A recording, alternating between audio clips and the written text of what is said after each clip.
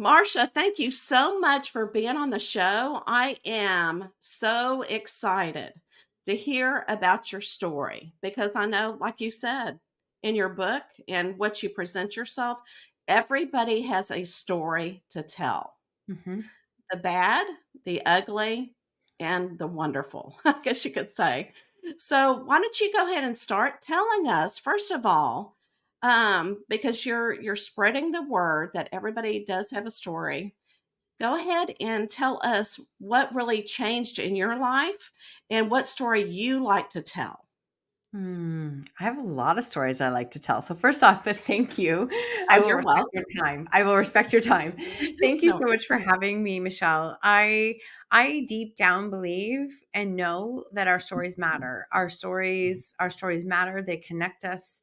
We don't even have to have the exact same story as somebody else to feel connected to them, because as humans we connect to experiences and emotions and what we've walked through. It's not the story, it's what did you learn from the story, what are the experiences, what lessons, who are you now because of it, like who are you now because of it. And that's been the journey. And I've just like everyone, I had to learn it firsthand. I had to learn it myself as I walked through it. Probably about 12 years ago, I was a parent who was dealing with teen substance abuse that came out of left field, never once saw it even like remotely predicted coming into our life. And it did. And it blew in like a storm and it completely wreaked havoc on everything. I found myself in a space of the only way I can say it is hiding, getting small, not using my voice, being in the space of, what will they think? What will they say? Also experiencing tremendous amount of criticism and judgment and opinions from others because our story scared a lot of people. That really what it comes down to is that our story, it was scary. If it could happen to us, it could happen to anyone. And people don't like that, right? We want to be predictable. We want to know what is going to happen. And if I do X, then Y will happen. Well, that's actually not true. And it's not until you get into a situation like we did. And I think that we all do at some point in our life. We get into a situation where we recognize that we actually don't have a lot of control. And we only have control on how we show up and what we do with our lives as a result. So I was very small for a long time until I hit a point that through a lot of counseling and therapy that I was so tired of feeling like we were the only people in the world who were struggling. Nobody was talking about it. I felt like we were the only family in the world, which is so insane that I did, but that's what I believed. And my counselor at the time said, maybe you're supposed to talk about it. And I thought, that is ridiculous. And what if it's not? Like, what if it's not? What if I actually am? So it really started very small, like very, very small. I was helping out at the school. I was helping the school with parents they didn't know what to do. And I said, sure, we'll come in and help. And that's literally all we did in the beginning is we just helped other parents. And I do appreciate the school for saying, we don't have any education with this and we don't know what to do. And we appreciate your help. So we just did that. And over time it grew. And before I knew it, I was speaking on some bigger stages and in bigger spaces and writing collaborative books. Then I came into the space of wanting to write my own book, which I really want to share through that process. I was really growing and changing and healing and finding confidence in my voice and sharing a message and still doing it and leaving my kids, like respecting my kids, leaving them in integrity at the time Mhm. because I was sharing a mom's journey, not their journey, my journey. Right. And as I started to grow and change as a person, not everybody was on the same page as me. So I had a lot of family who were saying, you can't write that in a book. That's insane. You don't share things like that. We don't do things like that." And I remember thinking, that's why we're in this situation. That's why we all feel Mhm. alone. And I'm tired. And I think that's what I'm here to change the narrative. That's where my whole journey started. It was never a business. It was literally just trying to figure out how to change my own story so that I could better handle Mhm. what we were walking through. I absolutely love that because, and I love that you said that we cannot control our lives. That sometimes, you think you're doing well and everybody's all bliss and everything, and then something happens. Mhm. And good for you for the healing process that you had to go through. Now, I know that because the situation, the boys were really teaching you something, as a mother. Were there other things, though, in your past that came up to surface with it that you knew that you had to heal, not only as a mom, but also as a person? What a fantastic question. And I'm going to be very honest. This is open and vulnerable. Yeah. Is I grew up around a lot of drinking, a lot of alcoholism, a lot of Mhm. and it was just normal. Actually, to be completely honest, it was normal. And when I started to see this with my kids, my immediate reaction was, no way are we doing this again. And I'm editing myself, Yeah. not doing this, Right. and I'm not living like this again. We're not experiencing this. So that was the first thing. The second thing, and I shared it very openly in my book, is that I was 12 years old when I was assaulted by four boys, and it was a it was a very difficult situation, obviously. And during that time, I spoke up. I put my story out there. I actually asked for help. We were dealing with police, we were dealing with schools. Like, it was a lot for a 12-year-old, Oh, a yeah. lot. And once this was done, there was restraining orders in place. There was really difficult situations Mhm. that came out of it. And once it was done, it was like, okay, we're never going to discuss this again. And I just remember being as a child going like, okay, so I must be bad then, right? And Mhm. that's not what anyone intended. I know that. But again, going back in time in the 80s, we did not talk about these things. We did not even have a conversation. So the reason I share that is because I think it's very important and relatable, is the sense that I was I was praised for being strong. I was praised for, Mhm. you know what, push it down, move on, just get on with life, figure it out. And I had done that my entire life. And I hit a point when we were dealing with this with our kids that it was like, this is going to take me down if I don't find a different way of dealing with life. I didn't know how to feel. I didn't know how to express myself except scream and fight with the world, because that's what I Mhm. had been doing. So this entire situation, and I had actually, I say this with love. I credit my boys for helping me to grow into the version that I am today, who is a very different human being than what she was a decade ago. And thank goodness, Mhm. because I'm not sure that that person would have survived. I honestly am not sure that I would have ever survived, Mhm. because being back in perfectionism, controlling the world, micromanaging everything, making it be perfect, which was never real, it was not sustainable and it wasn't real. And I had to come to a space of Mhm. recognizing that I did not have control what was happening around me. I could control how I showed up. And ironically, what happened when I did that, when I released control of what was happening around me, but I took 100% control of myself and how I showed up to manage it, my response to our situation started to change. And when my response started to change, the situation started to change. Because when we're arguing, when we're in a fight or flight situation, it's very interesting. You can either throw gas or sand on an argument. And I was great at throwing gas. Like, I was so good at throwing gas, except that it was burning me out nonstop and not changing the situation. I started to Mhm. learn that I don't have to throw gas on everything. I actually don't have to take on every fight that comes my way, and I could start to take responsibility for myself. So I do credit a lot of those changes and who I am today to what I walked through, what we walked through with our boys. Do I wish I could have learned it a different way? Of course, I'm human. I wish I would have Mhm. never had to do that. But those lessons were valuable. Oh, absolutely. All right. So, what I want you to do, think about, like you said, you changed about 10 years ago or so. You were a completely different person. Mhm. So, think of a word that describes you then, and then think of a word that describes you now. Oh, I love this question. Okay, so my first instinct is that a word that describes me then was Yeah. strong, but with a shell. I had a shell, like I had a big Mhm. armor shell that was like, very few people actually got to penetrate that shell because I'd never set it down. And it was perceived as, she is so strong. She is so, so strong, but I didn't feel a lot. And now I feel Mhm. very strong, but I would consider myself a very heart-led centered person now. I listen to what I need. I take responsibility for what fuels me. I take care of myself. I prioritize myself. I value myself. I didn't do any of those things before. So I think that is my very first thing is I am strong. There's no question, but it's not strong as in a shell. Now it's when I revert back to those older versions of me who is like, I can do this by myself and I can figure it out. Immediately, I'm like, nope, we're not going that way. Now I reach out and it's like I reach out to my team, my friends, my connections. And it's like, I know I'm going this way. Can you just help me shift this mindset right now? And I'm open and say it. Sometimes it literally takes 30 seconds. It takes the right word, the right thing to change it, or it just is a space of recognizing that we're not going that way.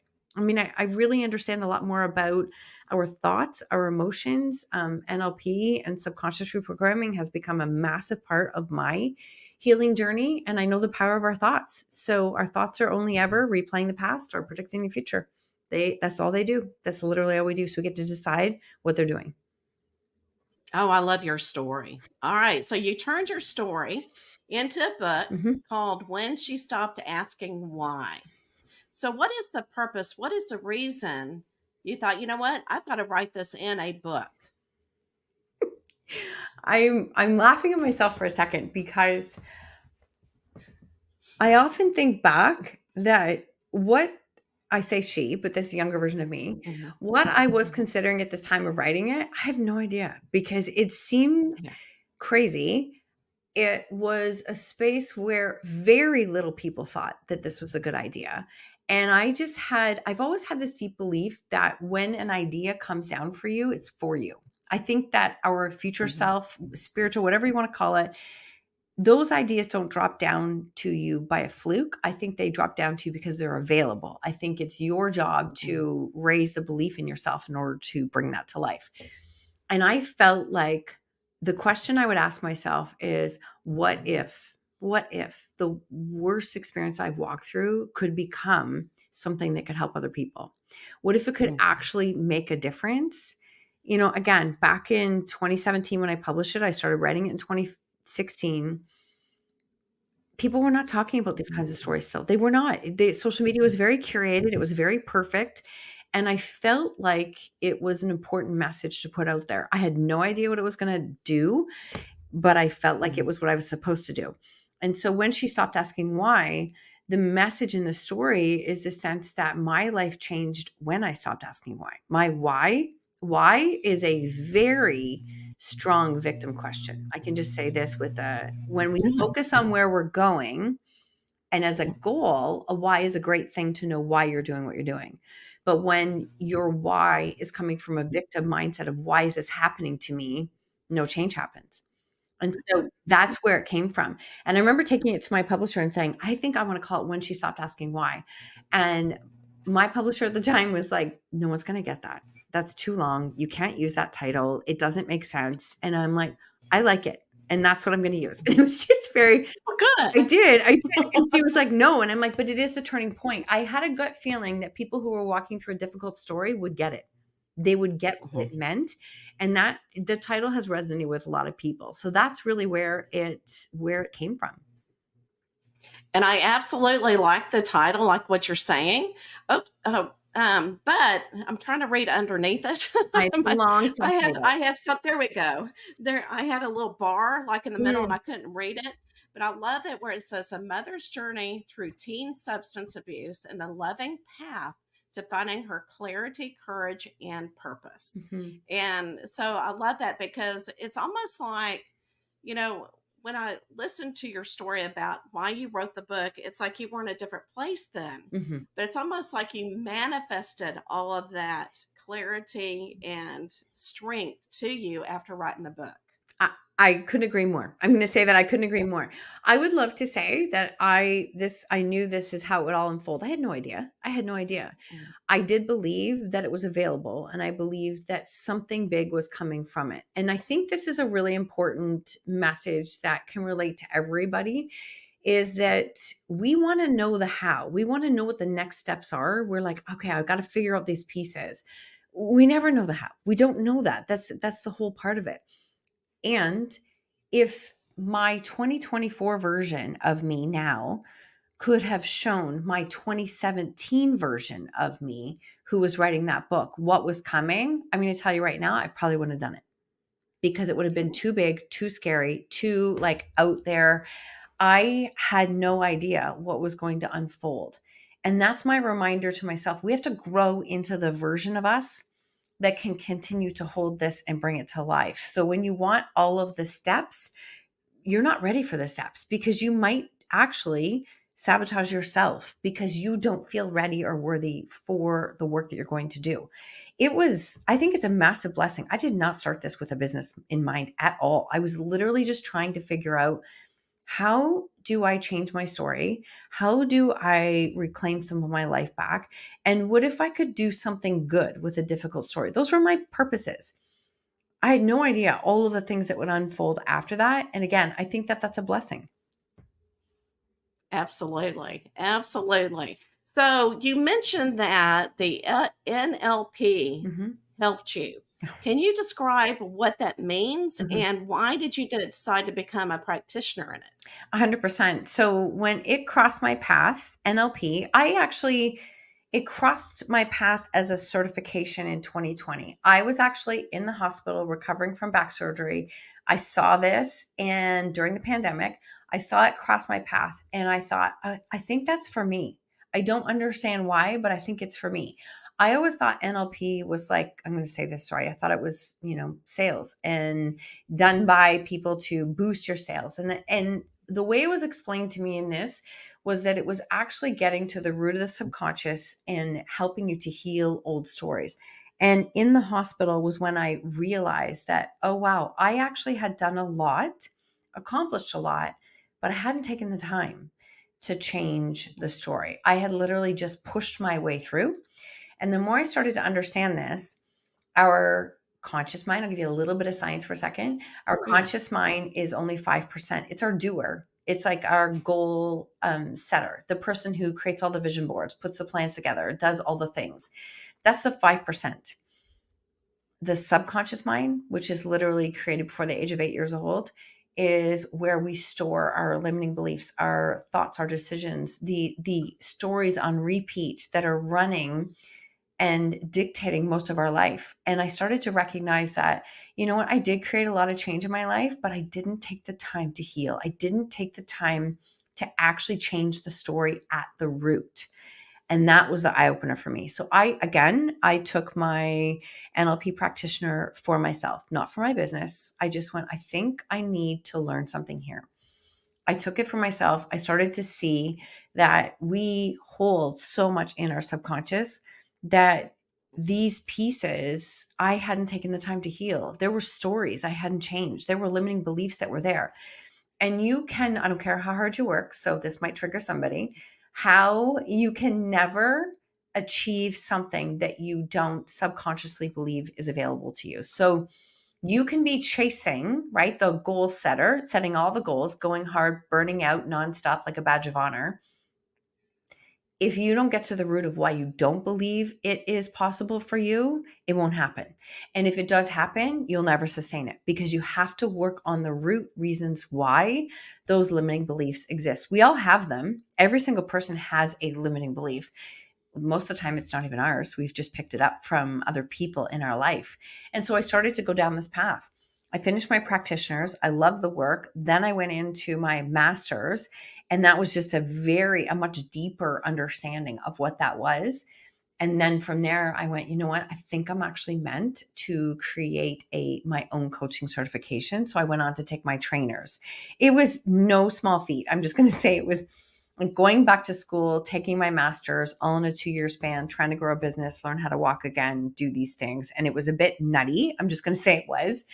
And through the process, we've built a coaching certification called Outspoken because Outspoken is it's what I love. I believe that our voices, our stories matter. We have to get to the root of why we're not showing up, why we're not sharing, and change the root of that story. Because again, as I said right to the beginning of what we talked about, our stories connect us. We are more alike than different. The more we can get to the root of sharing that, we're going to build like the human connections that we all are craving. And I love that. I was about to say that because I feel like all of our stories, somebody may hear it and go, you know what? I'm not Yeah. alone. And maybe I can see how she went through it or he went through it, and I can do the exact same thing. 100%. I absolutely, absolutely love that. So let's talk about your podcast. Oh my gosh. I don't see how you have time for anything, girl. so, so it's Own Your Choices, Own Your Life podcast. Mhm. So what is the purpose? What is your fulfillment in it? And what do you talk about? So this is a labor of love. As a podcast, it's not something that we're like out here making a lot of money on. It's just what we love doing. So back in 2017, about 3 months before my book launched, I was still in this space of feeling like the everything we see is curated. It's like even podcasts were there, but it was like really perfect stories, people who had everything working for them. And I was like, oh my gosh, I feel like I have to change this narrative and be real with people. And so then I was like, here I'm publishing a book. My family thinks I'm crazy. I'm like, guess what? I'm going to start a podcast. And they're like, have you lost your mind? Like, what is wrong with you? Like, there's no way people are going to get on and share something that they've walked through, a story that they've walked through, and how they're making a difference. Because you're an anomaly. People don't do that. Well, we're 670 episodes in, so I would disagree. I would disagree. Yes. And I think this is what it is. This show is really highlighting, especially over the last, I would say even the last like 200 to 300 episodes, we are really bringing in stories, the kinds of stories, they're deep, big stories. They're not always light stories, but it's not that just that hey, they have found a way through their story. Everyone I get to talk to now, they're doing something because of it. They're actually like living a purpose that came out of their most difficult experience. So the podcast actually gives me life. It's something that I love. We do one interview a week and we do two solo episodes a week. On the solo episode, Oh my goodness. I know we do 3 a week, which is a bit nutty, but we started that back in 2020 and we just have continued. And it's this space of I share a lot of, I would say my podcast community gets the most out of me. They get the real, like in the moment life, what you're going through experience. A lot of it is using the tools of subconscious reprogramming, how I'm navigating things, how I navigate when things go upside down. What does that look like? And it's teachable tools of how can you change your story? Because I really believe that at the core, we all get to choose how we respond to what's happening to us. I know that in itself can be triggering, and it was for me for a long time too. But I always say when you own your choices, you own your life. You really get to choose what your choices are. And that's what we do in this podcast. And it sounds like you're also giving people support. Yes. It reminded, and I don't know why this popped in my head, but do you remember Dear Abby in the Oh, newspaper? yeah. Oh, yeah. It's almost, I loved it. And I loved reading her answers Mhm. because some people would really have a question about how do I deal with something like this? And I loved her stories and Mhm. because I feel like, or her answers, because I feel like she could help so many people. And so that's when you were explaining your podcast, I thought, oh my gosh, it's like a Dear Abby support. That's awesome. I still remember Dear Abby. Like I'm sitting here going, I remember that. And yes, 100%. The other thing that's really important for me for podcasts is when I first started, the only thing that helped me to create change was books, podcasts, and YouTube videos. I couldn't have afforded to coach with anybody. I was just trying to survive. And so podcasting is really important to me because I like that tool to be there for when somebody's in the early stage of saying, I don't know how to create change. And I've had people say, like, I want to do coaching, but I can't do this right now. I'm not in a space. I'm totally respect that.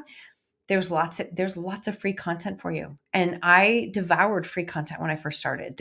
Please don't ever underestimate the power of it. It's very, very important because what we put in is really formulating our thoughts and what we're thinking. And that helps to shape our beliefs, which then creates our changes and our decisions and our choices. So it really does come from that. I love it. Now, is there anything that we did not talk about that you want to make sure that you get into this episode? We got a lot in this episode. I just want to share that everybody has a story that is important. You might feel like your story is these are some of the things that I hear. My story's not big enough. I didn't have as much trauma as somebody else did. Like, who wants to hear it? Where do I even start? There's always a place to start. And no matter what you've walked through, I guarantee you it's going to connect to somebody else. And the thing is that you might also look at it and think, I don't want to get on a podcast and share this part of myself, and I don't want to do these things. You don't have to. But if your story holds you back from being the best version of yourself, if it holds you back and you're hiding in your own life, like hiding in plain sight, then it is blocking you in your life. And so I often say, like, learning how to share the story that you don't always want to share, but it is the one you're meant to tell, can really help so many other people. And when you learn how to do that, you get out of your own way and you stop making it about yourself. And it's been a blessing, a massive blessing. Mhm. Absolutely love that. Okay, are you ready for the last question? Yes, spin that wheel. Let's do it. All right.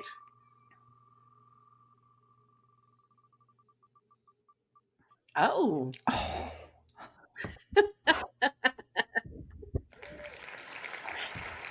Oh, okay. So, if you had the opportunity to be on a TV show, what would it be and why?